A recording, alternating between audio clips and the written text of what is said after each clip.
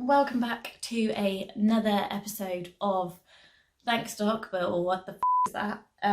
Today we're going to be talking about vascular Ehlers Danlos syndrome. I am not a medical professional, however, I have spoken to a lot of people who have this, and I am very, very invested in researching and retaining the knowledge around different chronic illnesses.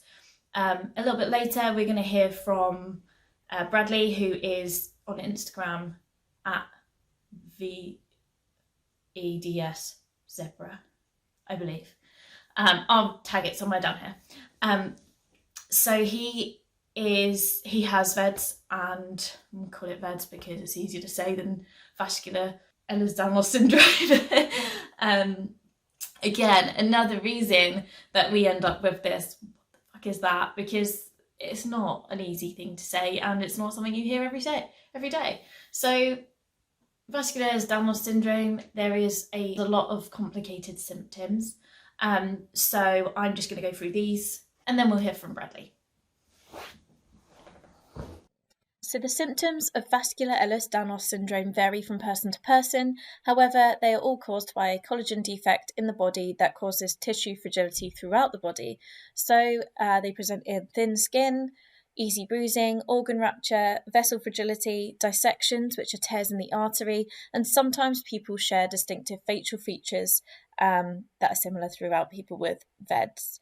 Now, if you want more information on vascular Ehlers Danlos syndrome or any of the Ehlers Danlos syndromes, the Ehlers Danlos Society is a really helpful source of information for anyone that gets diagnosed with EDS. Especially those with vascular Ehlers Danlos syndrome. They do a lot of fundraising, they do a lot towards people with vEDS. Now we're just going to hear from Bradley and his experience with vEDS.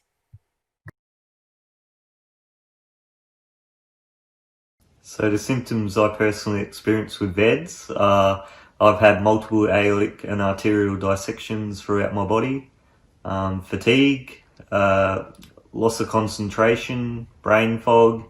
They're the big ones for me. Sort of become the norm now. Myself and my two sons and various family members have vEDS. So it's we're sort of used to it now. We just live every day to the fullest and take each day as it comes, because tomorrow's never promised. And just try and be positive, and I'm lucky I've got a supportive wife and two great kids which keep me pretty occupied.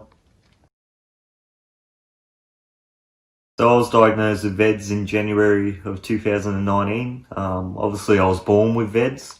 I started having trouble in 2017, 2018 with the multiple dissections, and then that led to genetic testing with the diagnosis in January of 2019.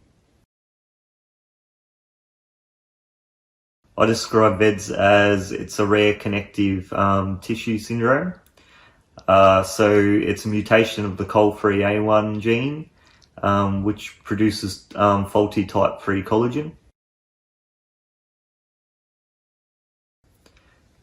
Just become your own advocate.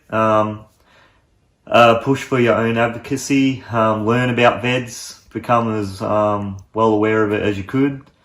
And just trust your gut, trust your instincts. If something doesn't feel right, then go get it checked. There's no harm in getting it checked. It's better to be safe than sorry. And just live it every day to the fullest. Tomorrow's never promised for anyone, but if you have health trouble, obviously it's a bit more riskier. So just take each day as it comes.